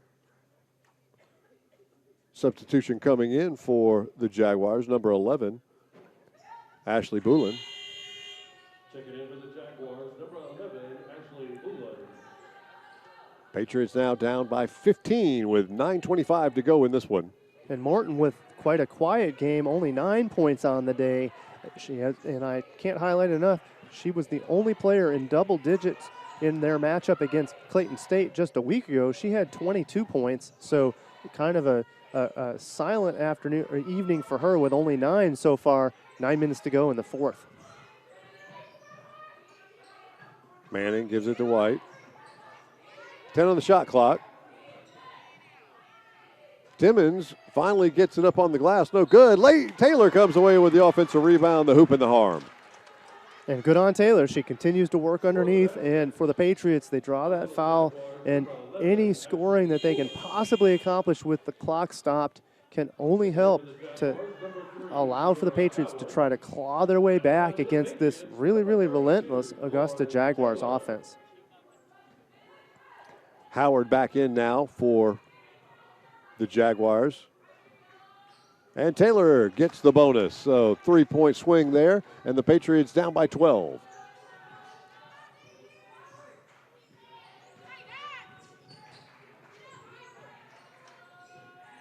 West goes in. Manning has it. Morton, right-handed, nice shot. She got past the defender, Gilmore. Nice speed by Morton. She makes no mistakes, so she's a very, very strong player from three-point range, and now she shows her prowess from underneath the rim. Gilmore kicks it out to White. And this defense from Augusta has been very stifling from out at the three-point range. Not a lot of three-point opportunities for the Patriots, and threes are what they need to get back into this game. Gilmore got one open, and the smallest player on the floor, Taylor Simmons, gets the offensive rebound and sticks it back over the trees of the Jaguars. You were mentioning we needed the threes, and we finally did get an open look by Gilmore. She put up a good-looking shot, didn't quite get it to go down, and Patriots were Johnny on the spot to salvage 2 points out of that. Yep, I like the work by Simmons, and as you said, the shortest player on the floor really doesn't matter in this game. She was well in position to get the rebound, but more importantly, balanced enough to put that ball up against the glass and knock the two-pointer down. Michelle Davis checked in. And a nice power move that time by Bulin as she scores on the interior.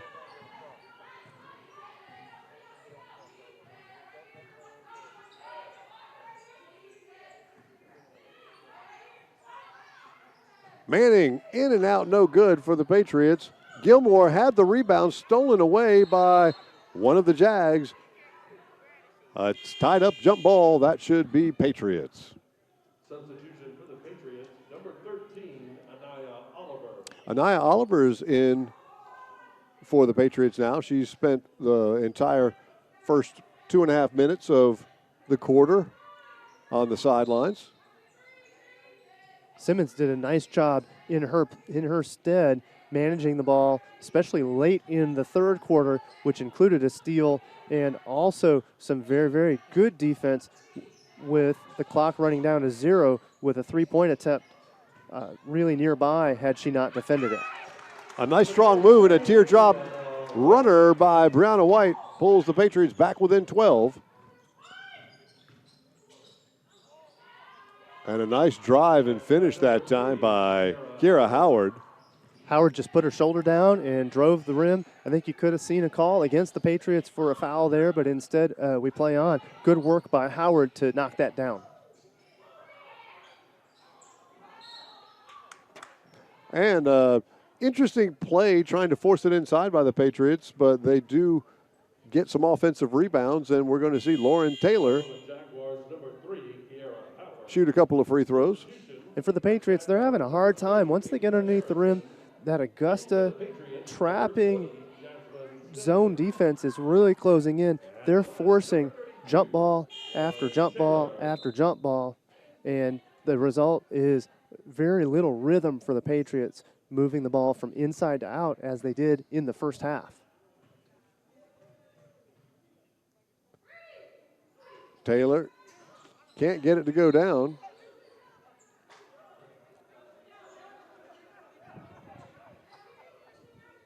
Everybody thought it was just a and one opportunity. Yeah, I mean, they're all laughing, and both squads kind of having a chuckle out of that. You can see number 23, she can't, Jalen Oatman can't really help herself there with a giggle. She says, "You made me flinch," and then they all went after it. That's the 20th point for Lauren Taylor here this evening. So big offensive game for that young lady. And kickball by May. And she's nearing her career high of 23 here with 6 minutes to go. She's got a shot at that career tally. It looks like she's been the focal point of the offense here in this fourth quarter. Would be not shocked at all if she did make that career high or even surpass it with 6:19 to go here in the ball game. High off the glass, no good. Patriots come away. They're forcing it, and here's another fast break, and who is it? Scarlett Gilmore. Nice job by Scarlett Gilmore. She collected herself, and you could see that she got that ball off the pass and had better balance, knocking that ball down to get an easy 2.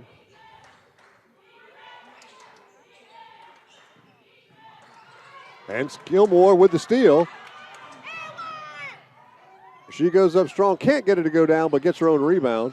Tries again. Oliver goes in. Stanley has it. May drives in, kicks out. Oliver for three. That looks too strong. It is. And Taylor comes away with it. Gilmore goes inside, and she gets hammered. She'll go to the line and shoot a pair. Two of the best possessions we've seen probably in the last 20 minutes of clocked basketball for the Patriots. First, the fast break. Gilmore knocks it down, and now Gilmore again working away underneath. That was the beneficiary of a steal or kind of a save from Lauren Taylor that allowed for that ball to go to Gilmore. Gilmore nearly knocks it down. Some signs of life from the Patriots here with 5 1/4 to go.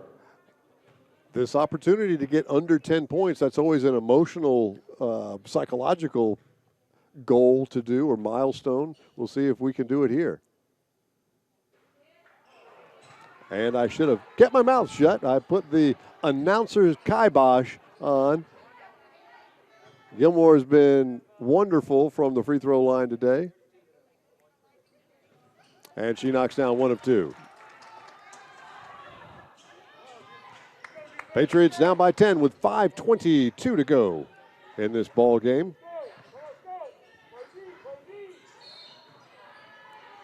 And Stanley went over the back trying to deny that entry pass into Manning.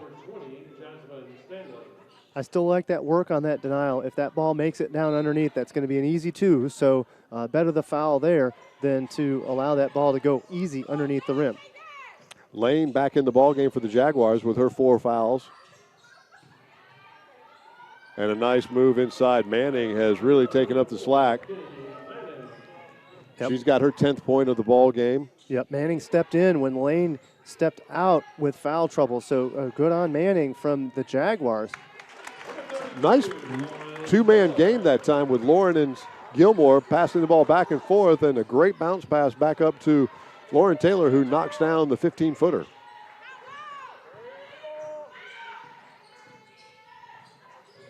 Morton drives the lane, kicks it back out. Lane from the right elbow and softly put down. Nice shot that time by Lane. Yep, and Lane back in the game. For the Jaguars, they're not going to take any chances with Lane off the floor. They'd rather risk her fouling out than have her off the floor with the amount of impact she's had on the game so far today. That takes us to a media timeout with 4:19 to go in this ball game. Patriots down by 12. They'll have the ball when we come back. This is the Patriot Sports Network.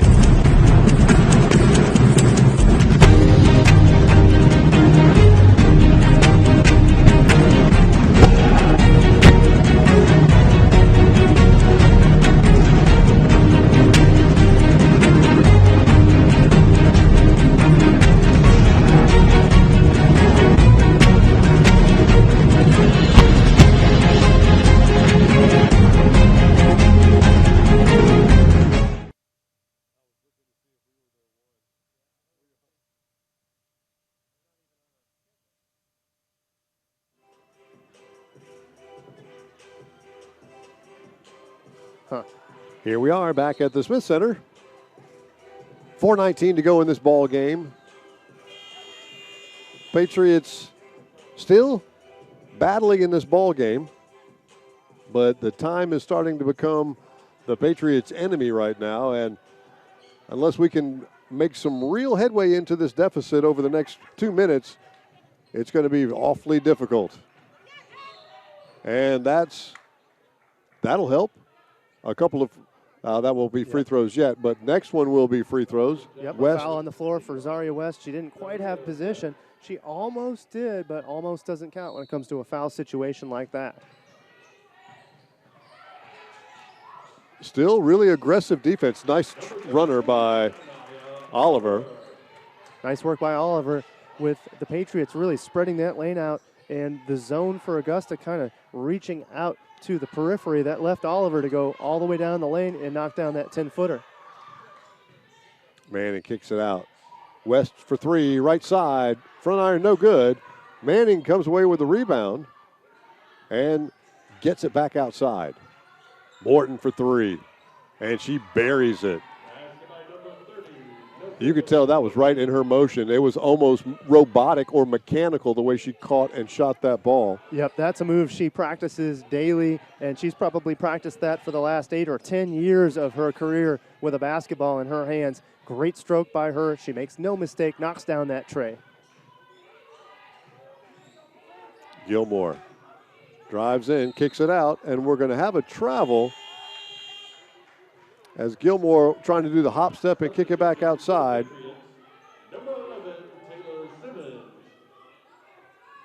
She's had a wonderful game, but that turnover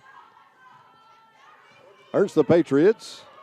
Yep, costly because on her kick out, Anaya Oliver knocked it down even as the whistle was sounding on the foul. So it always feels like that kick out when the foul is called, it always seems like the shot following that always feels like it goes. And Manning again doing some big work inside. Manning with her 14th point of the ball game. Manning looking very, very good for Augusta. And now Manning and Lane out on the floor. Two real power players for Augusta, really wreaking havoc against the Patriots offense here defensively, but also a great scoring duo down on the offensive end. 22 points between the two of them on the interior. Taylor for three. Front iron, no good. Lane comes away with a long rebound for the Jaguars.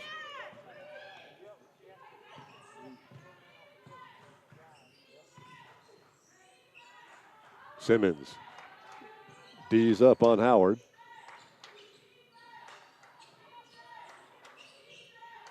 Jaguars slowing things down like you would expect them to.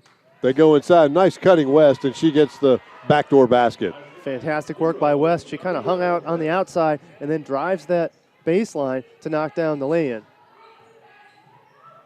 Biggest lead of the game for Augusta, 17-point lead with less than 2 minutes to go. Shotzi, and Scarlett Gilmore knocks down a three of her own. Knocking it down to 14. Coming down to about 90 seconds in this ball game.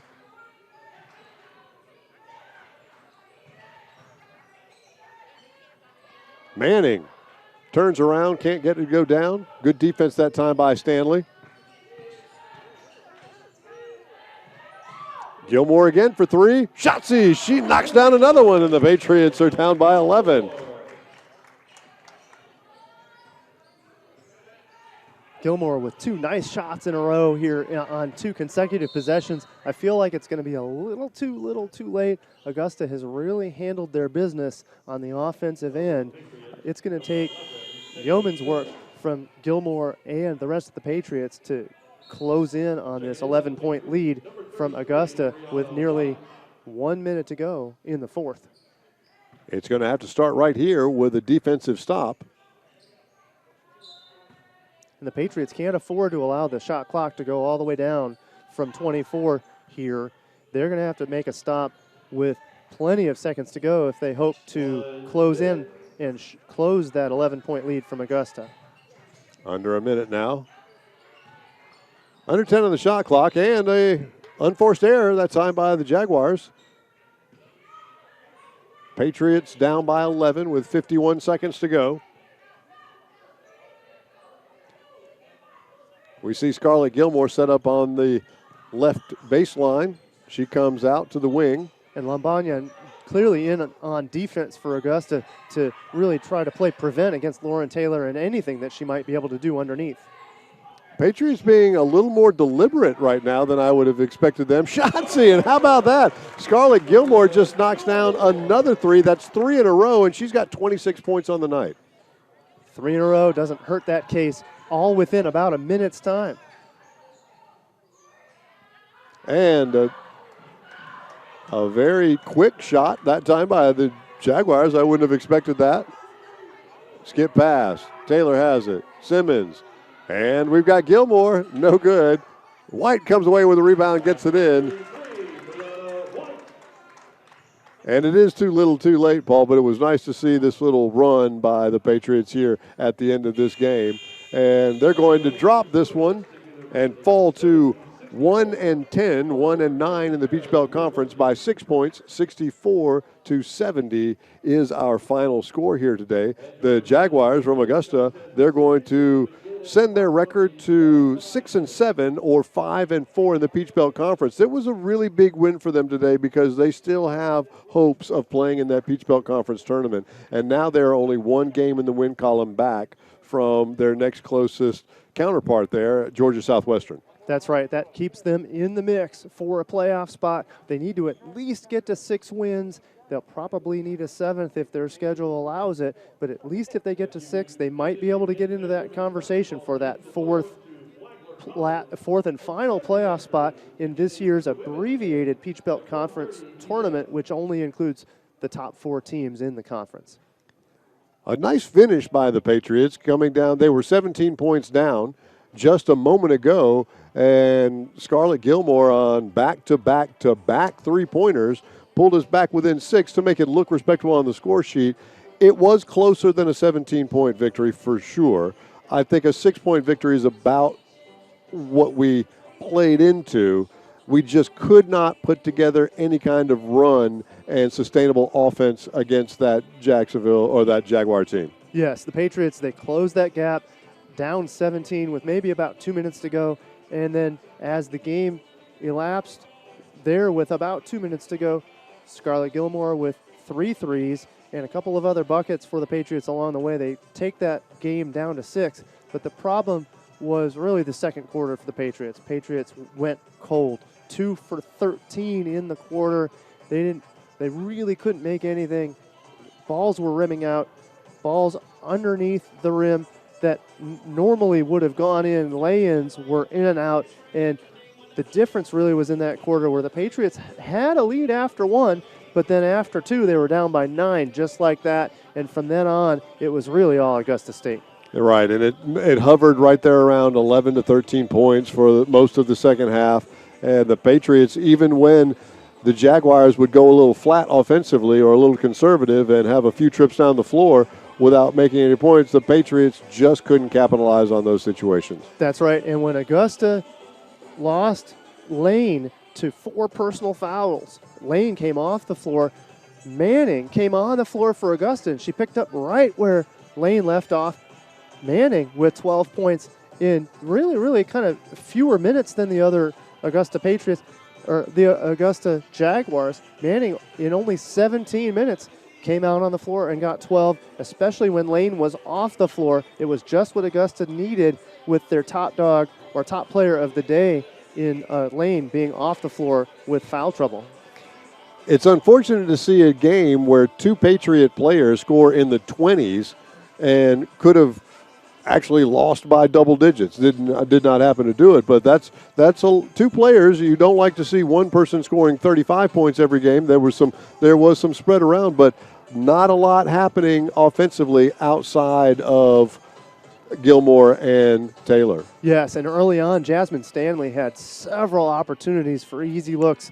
Balls that are rimming in and out. So instead of she scoring maybe 6, 8, or even 10 points more than what she did on the day, and for her on the day scoring 5, she could have easily not had 10 or even 15 points. Lauren Taylor, 1 point, was 1 point away from her career high of 23. She had 22 on the day, and as you mentioned, Gilmore with 26, including back-to-back-to-back trays with about 2 minutes to go in the game when really things were starting to be out of reach. Patriots were down by 17 at the time. She tried to get that spark going, but hey, when you're down by 17 with 2 minutes to go, boy, you want to talk about a tough road to hoe. That's the road that the Patriots had if they were going to come back. They shave it down to 6 points, but not enough for the victory today. Absolutely. They'll be back on the court on Saturday at 1:30 going up against Flagler College. I believe that was Flagler. Let me double check to make sure I'm not. Yes, it'll be Flagler College.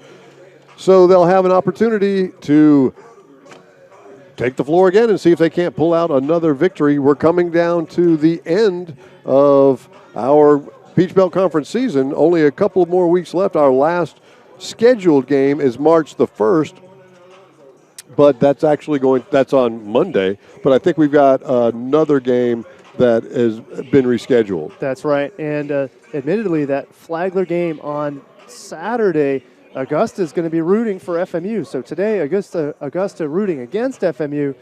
Augusta is going to be rooting for FMU for the victory over Flagler on Saturday. Flagler is deadlocked with Augusta with 5 victories in the Peach Belt. So that's one of those teams that they are vying against to try to sneak into that playoff position. We'll see what happens at that point. So join us again for women's basketball at 1:30 on Saturday afternoon. But don't leave us here now, because in about 30 minutes or 5 minutes, we should have the tip-off of the men's game, the second game in our doubleheader sweep here against the Jaguars of Augusta.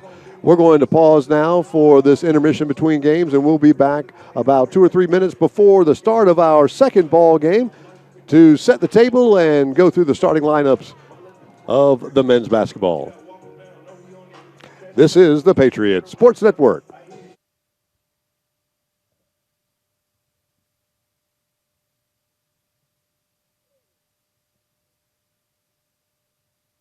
How do you know when you've found just the right place? The right college will make you feel at home, and that begins with a sense of place. At Francis Marion University, we have a beautiful campus that's safe, well-maintained, and filled with smiling faces. It's the kind of place where you feel you belong, where you wake up in the morning and know that the day ahead will be one you'll savor and enjoy. Now, that doesn't mean life at FMU is easy. There will be challenges. Hard work is expected. We take our academics seriously. You should too. Earning one of our degrees is a real achievement. But some toil, some time invested in a difficult task, that's okay.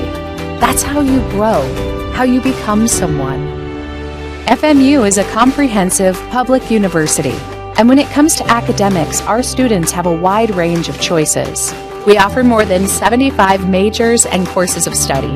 Our professional schools in healthcare, engineering, business, and education are all well-known and respected across the state. At the same time, the arts and the sciences remain the core of what we do. They are the perfect foundation for a successful career and a meaningful life. Programs are important, and we'll continue to work to produce new curriculum that meets the needs of our changing world. But we also know that a great education is less about what is taught and more about who is doing the teaching. FMU's faculty is made up of distinguished scholars and renowned researchers. They're experts in their field and expert teachers too. They love the give and take of the classroom and revel in the progress their students make. In FMU's intimate academic environment, where small classes are the norm, you'll get to know a lot of these dedicated men and women. Some you will remember forever. The academic work and its rewards are why you are here. But there will be a time and place for play, too. We have more than 60 different student organizations and field teams in 14 NCAA sports. A robust schedule of extracurriculars is a big part of each semester. You'll find space here for rest and relaxation. You'll make new friends and build relationships that last a lifetime. And then, almost as quickly as it all began, it will be over. You will graduate and move on to a life and career full of promise. You'll leave memories behind. You'll leave FMU, but you'll be welcome back anytime. Home is like that, you know. Welcome home. Welcome to FMU.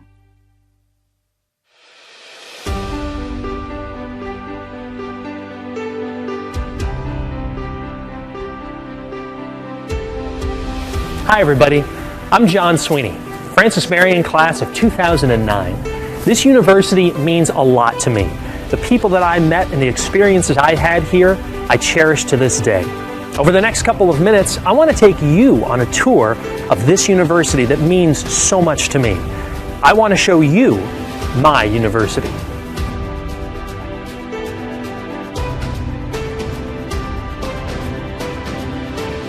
The first thing I'll mention, and I imagine it's the first thing you'd notice, is that Francis Marion is a beautiful place. It's just outside the city of Florence, but the university is not in the city. It's in a rural setting. It's pretty, peaceful, and safe. FMU's main campus is carved out of some 400 acres of former farms and forests in a delightfully natural way. We're under a canopy of mature trees. Thousands of native plants were cultivated to form an attractive landscape that FMU students pass through every day. The campus is beautiful year-round, but the azaleas are particularly amazing in the spring. It's a beautiful place to visit, but it's an even better place to go to school. And you are here to go to school, to learn, and grow as a person. That will happen here at FMU. Now, we have some terrific laboratory and classroom spaces. Come on, let's go take a look. This is Founders Hall, our main classroom building. I spent a lot of time here. McNair and Leatherman are home to the sciences. I didn't spend a lot of time here.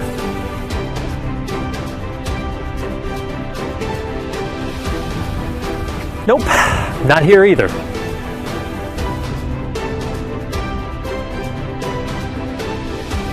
Now this looks familiar. Welcome to the Hyman Fine Arts Building.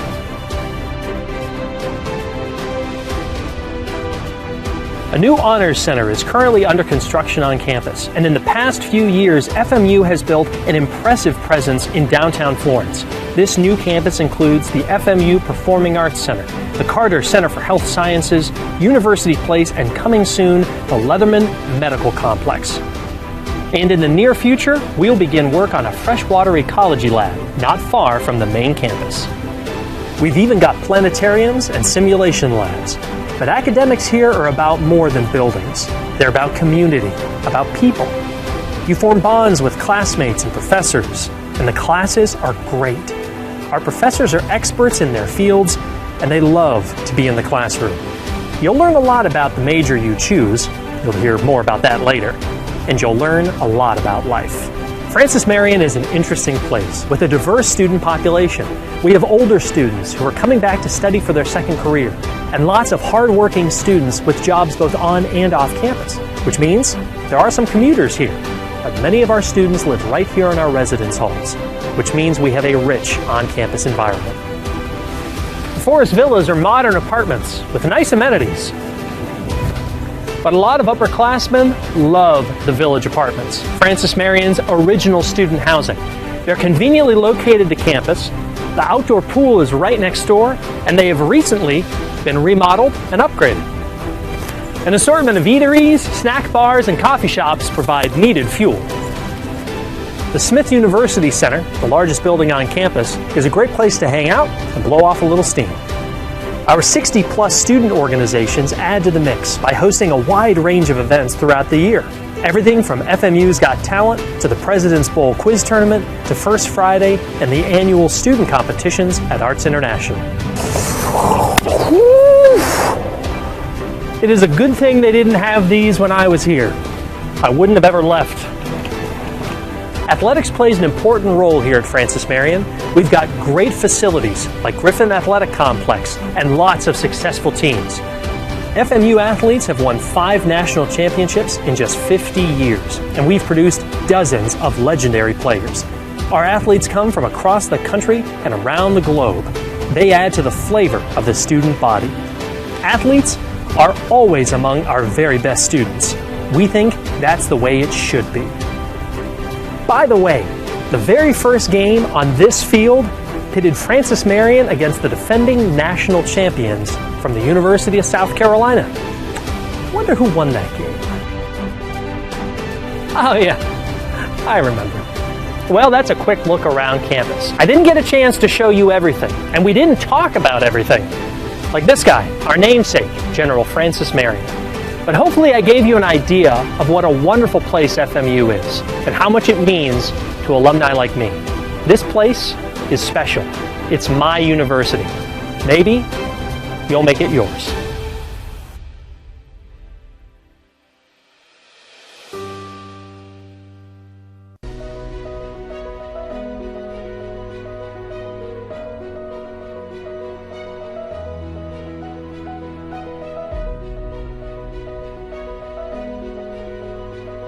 So let me paint you a picture. All of the graduates, all of the faculty, all of the administration, all of the Board of Trustees is decked out in their regalia. Their black robes, their hats, their gold tassels. It's just a most beautiful picture of a very formal kind of occasion. And here we march into the gymnasium, and the music is playing, and the gym is packed. And as we come in, and as you look up at all those people, you see families, huge families. You see not just mama and daddy and two brothers and a sister, but there's grandmama and granddaddy, there's the aunt and the uncle, they're the cousins, they're the next door neighbors. And you know why all those people are there? Because this is the very first one, the very first graduate. And I can guarantee you that when you go to that graduation, you leave with a tear in your eye because it's so, so special.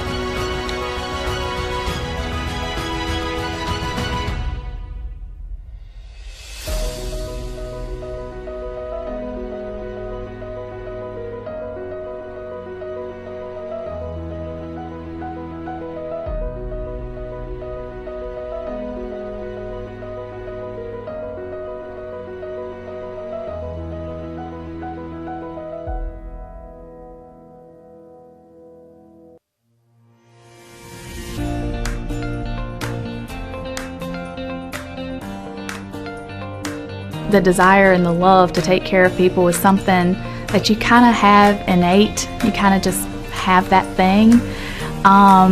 But Francis Marion gave me the principles, and they taught me the core values.